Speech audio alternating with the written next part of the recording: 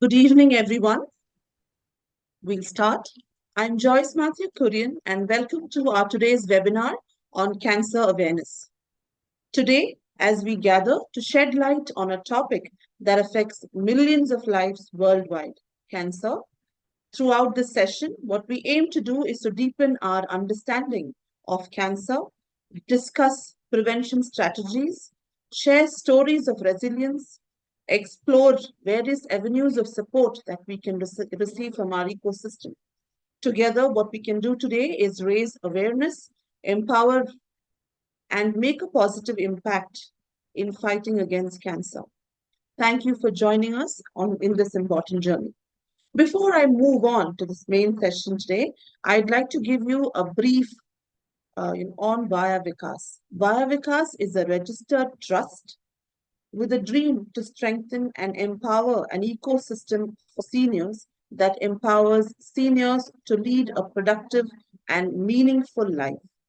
We are a community of senior citizen members enabled through an online platform with a focus on a range of services such as legal, health, and wellness. If you haven't had a chance to register to Via Vikas, kindly do so. Without further delay, I would like to introduce our, part- uh, our speakers for today. Today we have Dr. Jagganath Dixit, a renowned surgical oncologist at Aster Hospitals, Bangalore.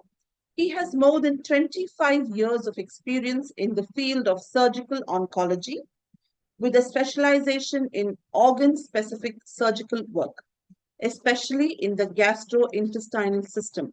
A warm welcome to you, Dr. Jagannath Dixit. Our second speaker for today is Dr. Vaishnavi Joshi. She is a consultant in the medical oncology and hematology oncology at Aster Hospital in Bangalore. We thank both of you for being part of this session. Over to you, Doctor, for taking us forward. Hello, very good afternoon. I think he's I'm sharing. myself, Dr. Jagganath Dixit. I'm a lead and senior consultant in Department of Surgical Oncology at Aster Hospital CMI. So I will be, sharing some of the facts about the cancer prevention. And before that, I will just give a little bit introduction. Here you can see that the normal cell. This cell, once it gets damaged, the body defense mechanism will able to take care, and either the cell die or apoptosis, that is a programmed cell death. So this is an normal feature of the cell. But what happens in cancer? The cell division becomes a lot of mutation. First mutation, second mutation, third mutation, and then multiple mutation, and that will all form uncontrolled growth of the cell that becomes a tumor mass of the cancer. So here in the graph, you can see that up to the 10 to the power of 10 cells multiplication, this space is called as a non-visible cancer. So we are not able to look at or feel the cancer till it becomes 10 to the power of 10 multiplication. Then only then this cancer becomes visible. So you can see that if we able to identify non-visible cancer, and then if we treat it, the success of treatment is very high.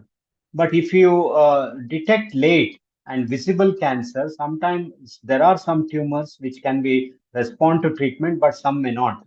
Then only the we might get the patient might succumb to the disease, and patient might die, or he might get cured. One of the things might happen. So overall, if you look at the our country as such, we have got about 14 lakhs new cases of cancer in our population. That is what we call new incidence. That is the occurrence of new cases in a given population in a given period of time. That is about 14 lakhs. But if you look at the world scenario, we have got about 19.2 million cancers in the world, and majority of them in the developing countries. But the most important, you look at the fact that 10 million patients die in the first year. But if you look at that, nearly one third of these cancers are preventable. The best example is the head and neck cancers.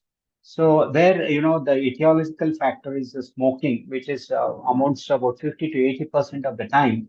So these cancers can be prevented. So if you look at the common cancers, yeah, 1 minute, I will just okay. So the common cancers combinedly in male and female population is the breast comes the highest, number one, then the lip oral cavity, then the cervical cancer, lung cancer, colorectal cancer, and other cancer.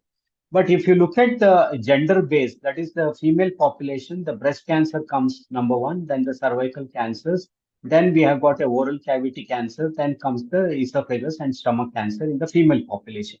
But if you look at the male population, the common cancer is again the lung cancer, then the esophagus, stomach, colorectal, prostate are the common first five common cancers in our population. If you ask, what are the etiological factor, the causative factor, the most important, as I was telling already, the smoking. Smoking is a major one of the etiological factor. That smoking is nothing but tobacco, tobacco and tobacco products. Then comes the alcohol, which constitute one of the important. So this smoking and alcohol are the additive factors. When it is one plus one, and both etiological factors when we combine, and it will add up the risk becomes double. The other factors are again the obesity, and then the sedentary life and the poor diet, and then the exposure to sunlight, especially the skin malignancies are more common when we expose to the ultraviolet rays for a long duration, especially those who are sailing in the sea and traveling in the ships and boats for a long duration, then they might get these chances. But here, if you look at the caution, that word caution itself indicates some of the symptoms. But these signals, when we wait, normally the cancer will be too advanced. So that's why we should not wait for these cancer signals. So invariably, as you know that if the cancers are detected early, it's highly curable. But in the late phases, it is easy to detect the cancer, but difficult to cure the cancer. So that's why always we should not wait for the warning signals of cancer. So the common warning signals of cancers are change in bowel and bladder habit, and non-healing wound, bleeding and discharge, and the lump in the breast, and indigestion, difficulty in swallowing, and then the mole which turns out to be big, or it might bleed, or it might change its color, or it might metastasize. The other thing is the cough, the long-standing cough, more than 2 weeks. Always we should rule out, possibility of cancer. So here comes what is important is the cancer screening. So the cancer screening is to detect the cancer at an early stage, and then only it is easy to cure and easy to treat. So what exactly you mean by the cancer screening? It is the identification of women or men suffering from cancer in its preclinical stage and done in an asymptomatic. You see, the asymptomatic means those who are not having symptoms, those who just go for a screening protocol after particular age group, and then we pick up the this cancer. That's the meaning of the screening. So who are eligible for screening? So no symptoms or the healthy individuals, and so this screening should reflect the improvement and decrease the morbidity and mortality, and it should be easily acceptable by the community, and then low prevalence of cancer, and treatment should be available after detection. Natural history of cancer should be known, and the screening should be more cost effective, affordable to the society. Chance harm should be less than the chance of benefit. The screening by doing more.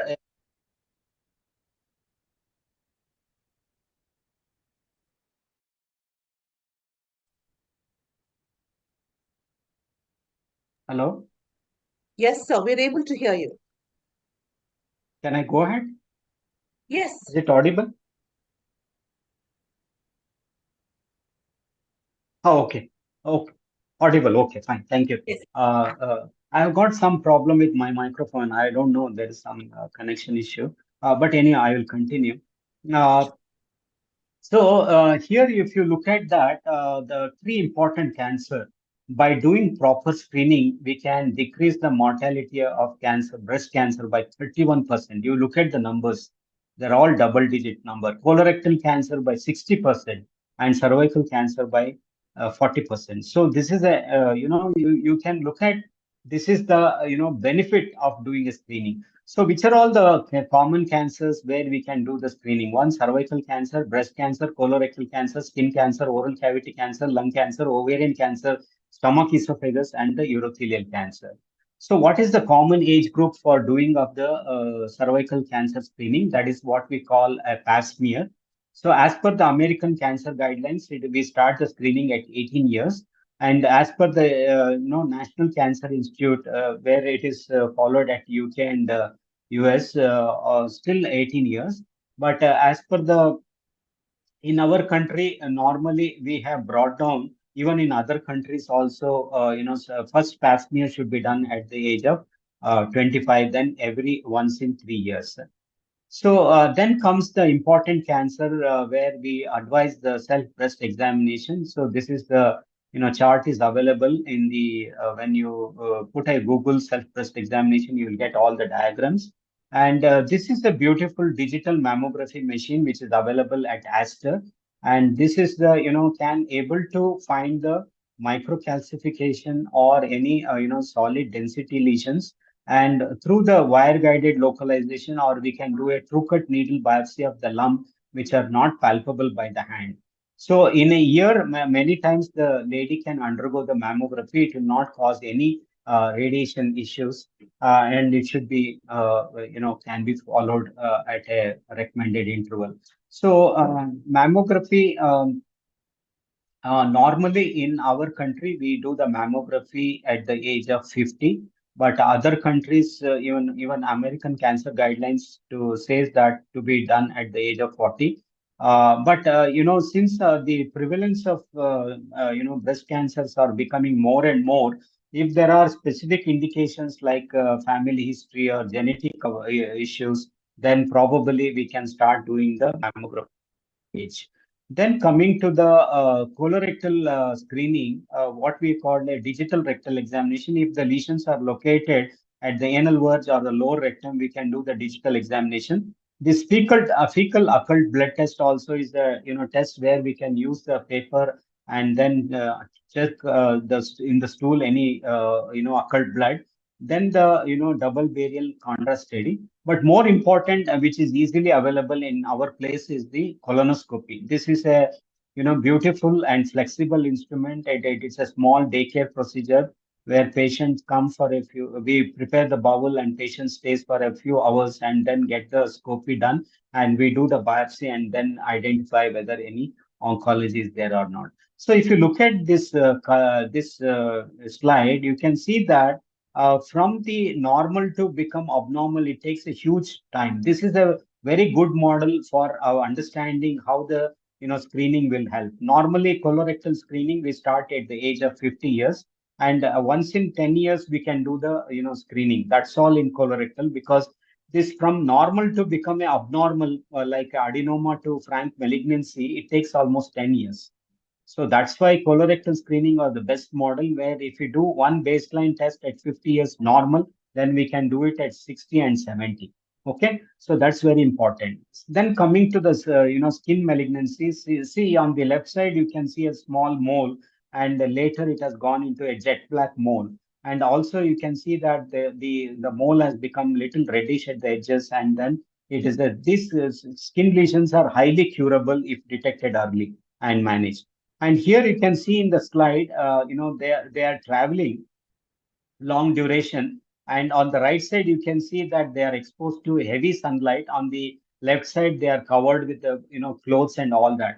So there is a cohort and a case study where is exposed to ultraviolet rays, which will prevent the the sun rays can enter easily into the basement membrane of the skin because of the ultraviolet ray thing, and ozone layers becoming less and less, then the ultraviolet radiation can damage the basal layer of skin, and these people can develop the skin and the skin tumors.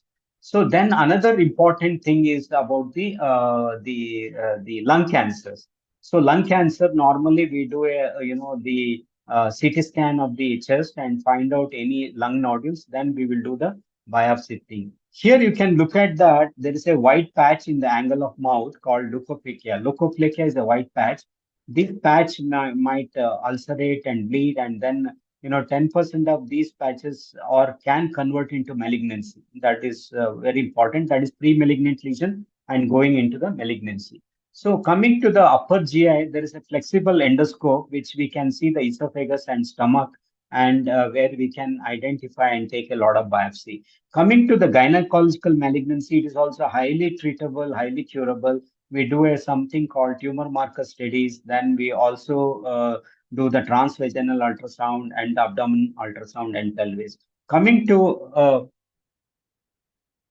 okay. Okay, I have got another 2, 3 slides. I will just end it off. So another thing is about the urological malignancy where ultrasound makes a thing. So this is my last slide. So I think you can look at that, stay active, do some exercise and quit smoking. Then some of the cancers are preventable, like hepatitis B virus, if you take, and then HPV vaccination in girls, and also this if you vaccinate, and we can prevent the development of malignancy. Then eat healthy diet and avoid smoking and drinking of alcohol. So this is also one factor that important components in surgery treatment is the surgery, radiation, and chemotherapy. So for that we do something called patient parameters, tumor factors, and the what are the treatable factors. Okay, so this is recently we had a World Cancer Day. You can look at three pictures here: one, equality, equity, and reality. So in the first slide, you can heights are given, but it is not matching for the requirement of the society. And in the second slide, some people are gets a promotion, that is accessibility, where they can go to the diagnostic center, get the testing done, and then we can be proved and treated. The last slide is reality. This is the practical reality which is happening in our society. So the center one is the equity. Everybody should get the uniform treatment. Okay, thank you for your patient hearing. Thank you so much, Dr. Dixit. Over to you, Dr. Joshi, to take us from here. Thank you for this opportunity, and thank you, Dr. Dixit. And I'll not take much time, just go into this a very brief description about some of the common cancer myths. It's a very, very general topic, and the common cancer myths, and also some of the lifestyle modifications. Already, Sir has spoken about this. Any questions, we'll take it at the end. So as Sir was talking to us, we know that cancer is no longer a disease only few people or elderly would get. Now it's become more like a public health problem. And it's time we acknowledge that it's a public health problem in India too, apart from the infections. The reality of cancer today is, even with all the awareness programs we do, and people read about cancer every day, even now around 70 to 80% Indians consult doctors only when the recovery is very difficult, and also in advanced stages. And 70% of patients die in the first year because it is detected in the late stages. And the most important takeaway from this slide is, in spite of all this negativity here, even with lifestyle modifications, 50% of cancers, up to 50%, can be prevented. So this is the silver lining which we have. So lifestyle modifications play a major role in cancer prevention, like any other cardiovascular or endocrine diseases like diabetes. So coming to the common cancer myths which I encounter in my outpatient department, I mean how a patient's present to me, the most common myth which people think is cancer is incurable, and if once there is cancer diagnosis, it's a death sentence, and then it's not worth treatment. Definitely this is a myth which should be wiped out, because early diagnosis can cure many lives, and then it is definitely worth treatment. Cancers like breast cancer, cervical cancer, endometrial cancer, lymphomas, and childhood leukemias have achieved more cure rates than any other chronic disease like diabetes, kidney disease, cardiac disease. And second, is it contagious? Does it spread from one person to other? This is one of the common cancer myth which our patients, especially those who have been diagnosed with cancer and undergoing treatment, especially chemotherapy also, does it have any adverse effects on the family members? No, cancer is a chronic disease. It is not contagious, does not spread from person to person. And the other question is, does it, doctor, I don't have any bad habits, then what caused my cancer? So unfortunately, only 10 to, it's around 5 to 10% of cancers are transmitted by familial cancer genes, and also another 10 20% are we have an exact cause as to what caused this particular cancer. Otherwise, majority of cancers are idiopathic and multifactorial. We cannot pinpoint a particular reason or an etiology to find out what causes this cancer. And is there a single test to detect cancer? There is no single test to detect cancer. There are few screening techniques, as sir was mentioning, like mammograms for breast cancer, pap smear, colonoscopy for colon cancer, low dose CT scan for lung cancer. So these are the few tests which can detect, which is known to detect cancers early. And if I don't have a family history, how did I get cancer? This is a very common question. Again, only as I told you, 5 to 10% of cancers uh, can be correlated with the familial cancer gene. And is cancer just the disease of the elderly? I'm a 30-year-old woman, I have a lump in the breast, it cannot be cancer. So more and more we are seeing more younger people getting diagnosed with cancers. And once again, more and more younger people getting diagnosed with cancer, and as we age, each decade we are predisposed to certain cancers. For example, first decade of life, children are predisposed to leukemias, and second, third, we have bone cancers, so on and so forth. So is chemotherapy tolerable? The word chemotherapy itself has created this kind of stigma among people. As to assure people here, of course, there is chemo associated toxicity, but then we have, along with newer therapies getting developed, we have more and more supportive medications, which is making chemotherapy more and more tolerable. And can I return to normal activities? So that is one question. So we are seeing a lot of cancer survivors after their planned cancer treatment, they're returning to normal activities, they're becoming normal, and they're doing their routine activities. So it is definitely possible. And this is a very common question, whether we can do yoga or Ayurvedic treatments during cancer treatment. So yoga, pranayama, all these all can supplement, can improve the exercise tolerance, or it can improve the energy levels in patients. But then it has to be done only after consulting your oncologist or the doctor you are under treatment, because a particular patient may have a bone cancer and then you're not allowed to do certain yogasanas or exercises. So should be always in consult with your oncologist.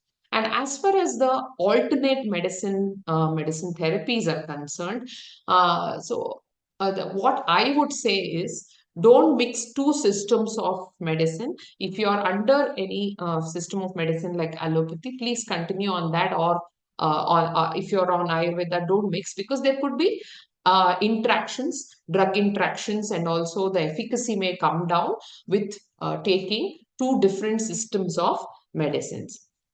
So, coming to lifestyle modifications, I think most often in any household, the most common, or any get together, any party, the most common discussion we have is about food. Can food prevent cancer? Can food prevent lifestyle diseases? So, a healthy diet and a good lifestyle behavior could prevent 30 to 40% of cancers. What is a healthy diet is a big question. It's getting discussed all over the world. I'll come to the healthy diet. Coming to the most common, most important, or a most implicated risk factor for cancer is tobacco.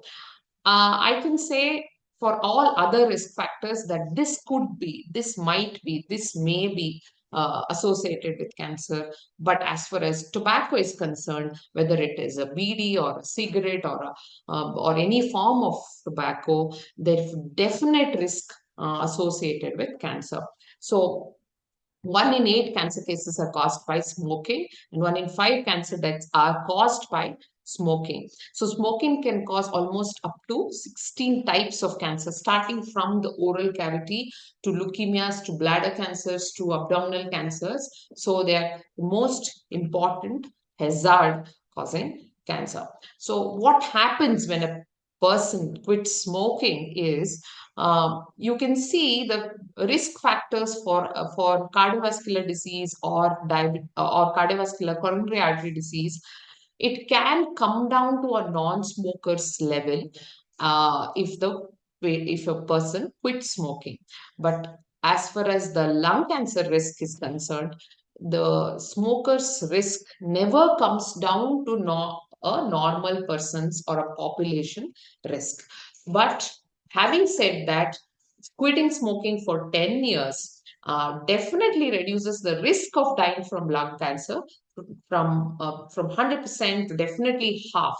So it's important that even a person who quits smoking reduces or halves his cancer risk. So this is a very, very significant risk factor. Coming to alcohol, alcohol also increases the risk of cancers like esophageal cancer, lungs, breast, bowel cancer. So also, it's, if not directly related to cancer, alcohol also leads to weight gain and different types of body habitus, which is again predisposed to cancer. So, as we say, so gone are the days where tobacco and alcohol were discussed as risk factors for cancer. Now, what we say is sitting, sedentary lifestyle causing obesity. This is a new tobacco. So, obesity is more and more recognized as an increased risk factor for cancer, starting from the esophageal cancer, the liver cancer, the endometrial cancer, colorectal. Colorectal cancer has a strong predisposition if there is obesity. And so these are all the cancers obesity is associated with. And how do we protect ourselves? Definitely moving more and eating smart. So, coming to diet. So nobody can define what is a healthy diet, and nobody can define a healthy diet pattern for all the populations. It is influenced by the region we live, especially if you take Asia, again, India, again, there are so many regions and so many regional cultural differences in what diet we consume. And the most important formula is eating natural, eating local, and following what pattern of diet our generations have been used to. So, eating more of a plant-based diet has definitely been associated as an anti-cancer diet, and vegetables, more greens and reds and oranges, more legumes, more fruits, whole grains have been, defined by guidelines as healthy diets. Less of processed meats. Red and processed meats have been definitely associated with colonic cancer, and sweets and sugars, and also refined carbohydrates and refined grain products. So these have all been associated with changes in the gut microbiome and also in the colon, leading to certain cancers. So whatever it is, what we would recommend is it is to fall, not to adopt some health from diet pattern from some other culture or a country, to eat whatever our generations have been used to, and also including more of veggies and fiber. Definitely, as we all know, and this is no brainer, has been associated with uh, less cancer risk. So, for a plant based diet, avoiding red meat, barbecued, charred food are also associated with cancers, avoiding very high temperature coffees and teas, avoiding sweeteners, sugars, and refined foods, avoiding processed foods, and high in vegetables and fruits. And also, most important is food fads and supplements. Do we take it or do not take it? So, what I would say, if you have a regular or a normal appetite and you don't have a chronic disease which is causing any cachexia, you can take a normal diet. All of us who do not have any of these chronic diseases, or our appetite is normal, we don't need any health supplements, of course, apart from vitamin D, which is useful, or if you're deficient in B12 or certain micro minerals. But otherwise, you don't need a food fad or a supplement. So coming to exercise, definitely certain studies have shown that a regular exercise, at least 4 times per week, for at least 4 days a week, 30 to 40 minute good exercise can reduce not only body fat, but also not only improves your joints and flexibility, also reduces your cancer risk. And coming to we are doing everything. We are doing healthy diet, exercise, avoiding smoking, alcohol. But then there is something which you can add to your lifestyle, is doing a health check and a screening. Only few cancers on a population based a perspective can be screened. That is a breast cancer, cervical cancer, lung cancer, prostate, and a colon cancer. So these are all readily available, especially in Aster. You can come and definitely consult one of us if you want to undergo a cancer health check. So these are the cancers which can be detected early and can be cured if detected early. And definitely environmental radiation. This is something which is more and more studies are coming up. If you most common question people ask me is about the phone radiation. As of now, we don't have definite evidence that it causes cancer, but then definitely in children, it's better to avoid these types of radiation that has linked to certain cancers. But till then, everything in moderation. So to summarize, avoid processed meat, avoid sweetened drinks, limit alcohol, smoking, avoid fast foods or processed foods, diet rich in whole grains, being physically active and maintaining an ideal or a healthy body weight. Any of you can Google and check your ideal body weight and try to achieve it as naturally as possible. Don't overdo things, or don't go into a fast programs where the weight is reduced very fast. And also supplements are not recommended. And also breastfeed mothers, breastfeeding your child has definite anti-cancer properties. And if you have and then for cancer diagnosis, definitely follow whatever your oncologist or your physician is advising you. So to take home, so this is the information age. So we all should have the right information. So that's important. The half battle is won if you have the right information. And healthy diet and exercise, maintain an ideal body weight, avoid smoking and alcohol, and go screen yourself for certain cancers. And if in doubt, please consult. Don't consult Google. Please consult a doctor. Thank you. Thank you, Dr. Joshi. That was really very informative. Now we're open for questions.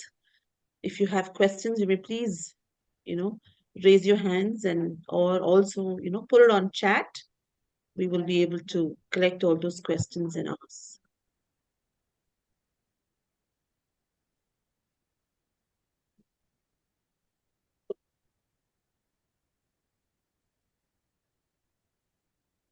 If you have a question, you could, Mr. Mohan, do you have a question? Yes, you could kindly unmute.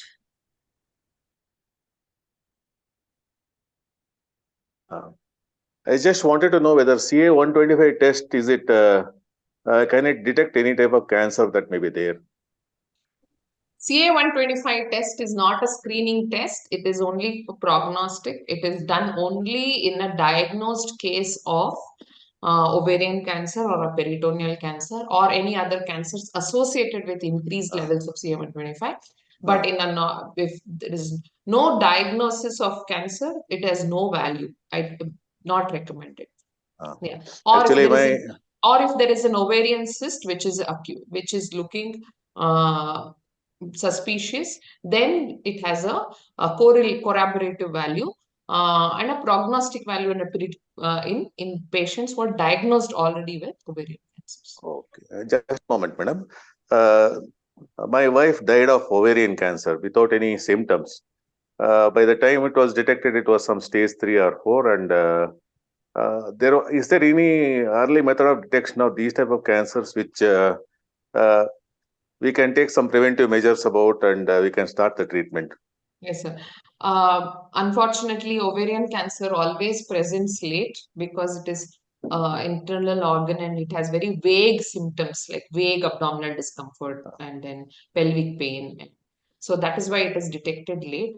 As such, see, the screening methods are all decided based on a population-based studies. So ovarian cancer as such, transvaginal ultrasound and CA-125 combination has been tried as a screening technique, but not recommended on a population-based perspective. But you can do a regular health check and do an ultrasound abdomen and pelvis for women at least once in a year or once in 2 years as a part of your master health check.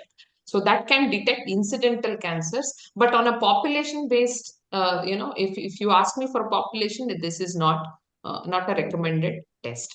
And if ovarian cancer is there in the family, it is definitely, if that person has undergone BRCA testing, we could also screen if that has come positive. Also, the other family members, first generation women can be screened for BRCA.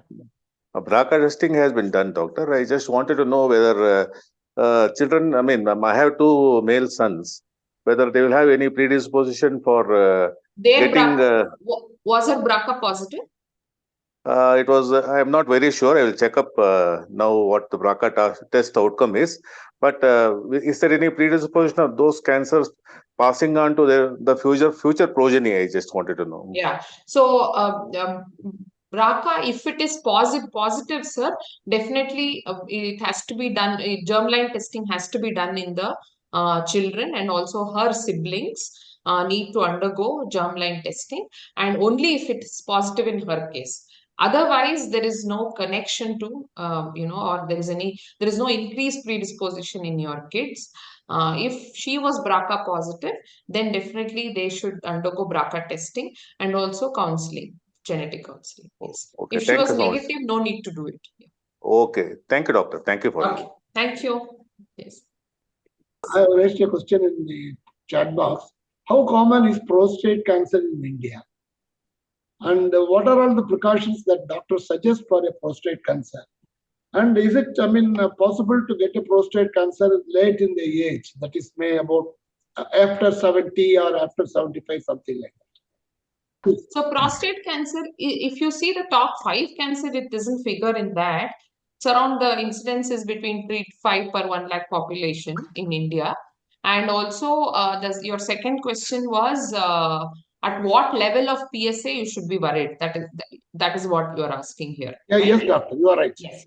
So see, sir, as the prostate PSA levels also, the level at which the cutoff at which you should be alarmed also depend on the age. Okay, age and also the presence of a benign prostatic hypertrophy, which is most common in elderly males. So there are three tests. One is a digital rectal examination, a PSA, and your ultrasound, how it shows. That is, these are the three tests which will determine your risk. Only a isolated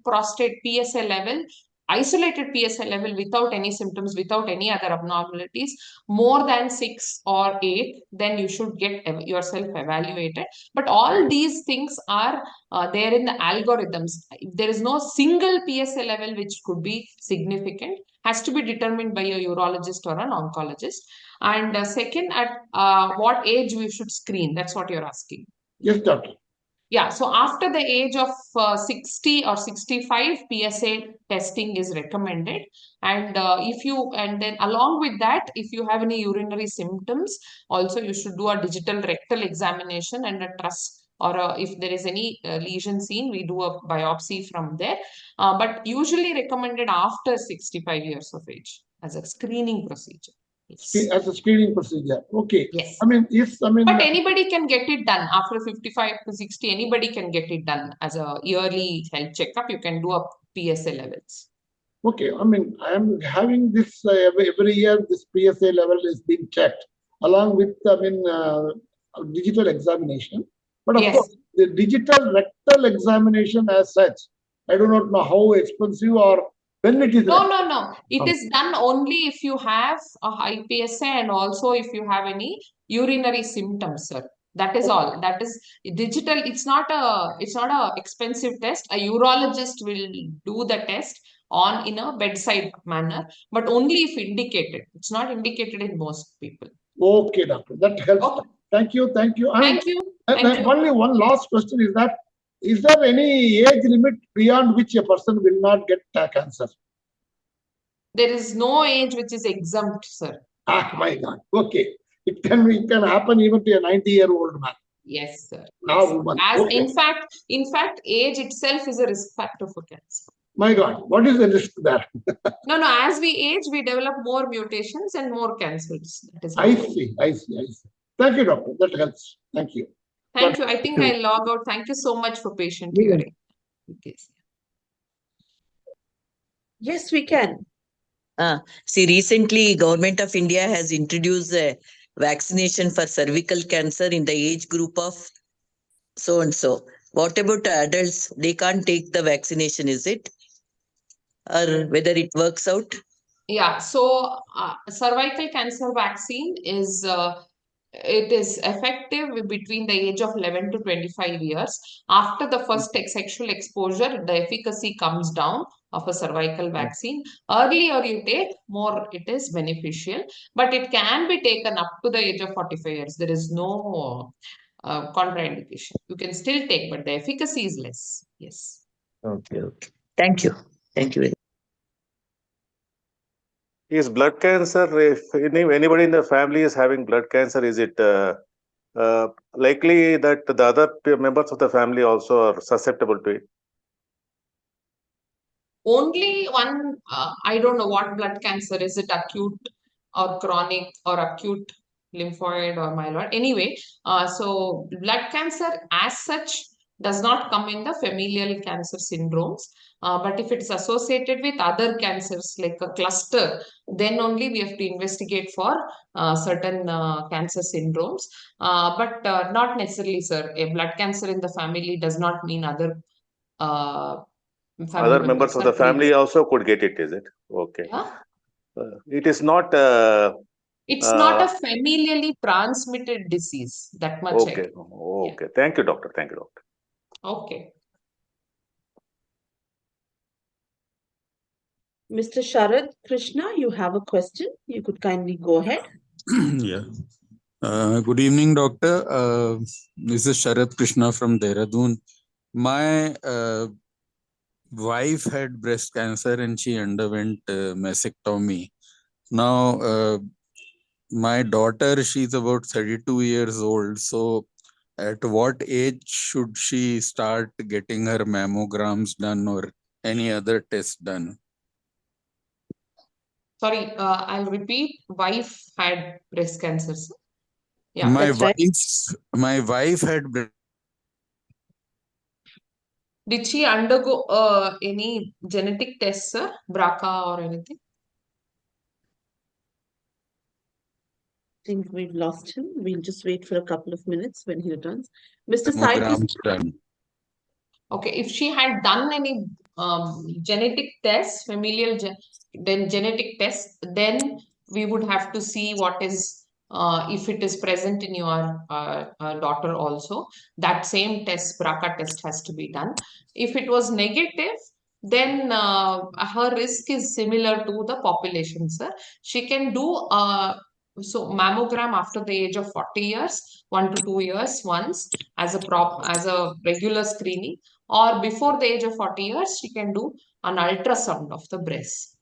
She can start doing that. Yes. What is this? I didn't get this BRCA. What is this test? It is a BRCA? familial cancer gene test, which is done in most breast cancer patients. Okay. If it is a blood test. If it was done in your wife, I don't know, sir. If it was done, and depending on the results, it has to be done in the daughter and the siblings. Okay. The spelling, what is the spelling, ma'am? BRCA. BRCA 1 and 2. BRCA 1 and 2. It is a Yes. blood test. Yes. Okay. Thank you so much. Thank you. Okay.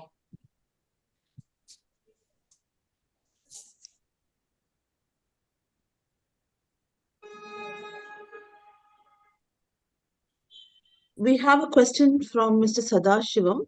At what age cancer screening is recommended? I'm assuming it's general that he's asking. At what age do you recommend cancer screening? Cancer screening, for each cancer, it is different. And at the age of 40 years, for breast cancer, we can start doing mammograms. And for cervical cancer, we can start doing pap smears from the age of 21 years also. Yes, Atil. In smokers, better to do low dose CT scans. Any adult can do it. And for colon cancer also, from the age of 50 years. Yes. I think I have to get back to my patients. Thank you so much for this. Thank you so much. Yeah. Thank you. In case we do have questions which are unanswered, please do write into us. Yeah. We'll be more happy to We'll get the details Sure. from Dr. Thank you Thank so you, much. doctor. Thank you Thank you so so much. much. Have a good evening. Good evening.